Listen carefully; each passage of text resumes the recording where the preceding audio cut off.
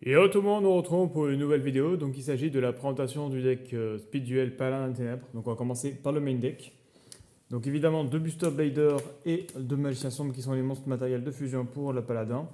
La déesse au troisième œil x3 pour pouvoir substituer à soit Magicien, soit Buster Blader pour pouvoir le faire facilement. Ensuite, Sphère Kuribo pour pouvoir du coup annuler une attaque et le deuxième effet on ne peut pas l'utiliser étant donné qu'on ne joue pas rituel, mais ça sert toujours au cas où. Ensuite, 3, le livre de la lune, classique, donc elle est limitée à 3 en speed duel, donc autant la jouer à 3 et pas d'autres cartes, d'autres cartes limitées à 3, je pense que c'est la meilleure pour ce format, sachant que c'est un deck qui est go second. Ensuite, des fusions classiques, on envoie le monstre fusion dans le deck et on récupère les monstres au cimetière qui ont été utilisés, donc très fort. Emblème Destruction du dragon qui peut ajouter Buster Blader du deck ou cimetière à la main. Et habilité qui peut ajouter le magicien sombre, donc les 2x1, pour éviter d'avoir des cartes qui ne servent à rien.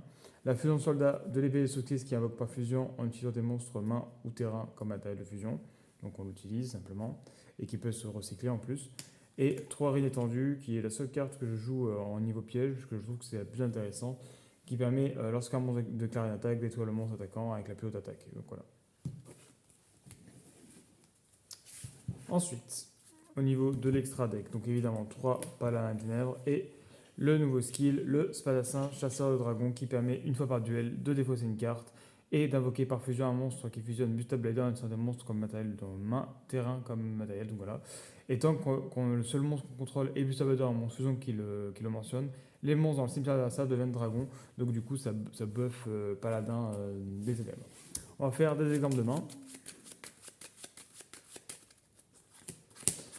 Donc là, on est plutôt sur un deck go second, même si on a quand même une étendue qui est go first. Donc c'est vraiment, une étendue, c'est vraiment au cas où. Mais après, on peut aussi go first, parce que, en l'occurrence, si on sort le paladin, il peut du coup annuler l'effet d'une magie. Donc en vrai, même le go first est intéressant. Donc on va plutôt go first. Allez. 1, 2, 3, 4. Le go second est possible, mais le go first est aussi possible. Voilà. Donc là, hop, on fait la fusion. Donc on envoie la déesse au troisième œil et le Buster Blader. On fait ça.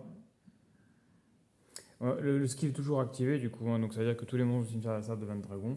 Donc très intéressant. Donc il y a une question pour l'attaque pour chaque monstre dragon, terrain et cimetière. Donc là en l'occurrence là il n'a pas dans mon cimetière mais il y en aura dans le cimetière adversaire parce que c'est le monstre du cimetière adversaire de dragon. Et s'il attaque, on peut passer en mode défense et on a toujours un monstre à dominer sur le terrain qui peut annuler une magie en défensant une carte. Donc on défausse à se faire beau au cas où. On va faire un autre exemple de main.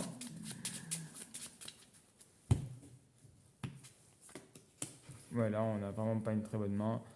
Il suffit juste de poser l'aiguille étendue et terminer notre tour. Paf, on se défend, on pioche. Voilà, on n'a pas une super main, on n'a pas de quoi fusionner. Hop, je vais le remettre. Malheureusement, là, on n'a pas de quoi fusionner, c'est pas top. Enfin, si on a le skill, on aurait pu faire le skill. Oui, on fait l'effet de la compétence et là, on fait la fusion. J'avais oublié. Donc ça peut être intéressant au cas où si on n'a pas la magie de fusion. Alors qu'elle joue x3, donc on va faire un dernier exemple de main.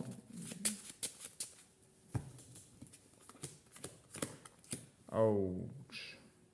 Voilà, on peut vraiment rien faire. On peut juste se défendre avec ça et ça.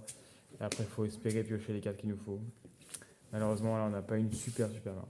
Donc voilà, donc j'espère que la vidéo vous a plu. Je vous invite à aller voir mes autres vidéos et à vous abonner. Et à la prochaine pour autre vidéo.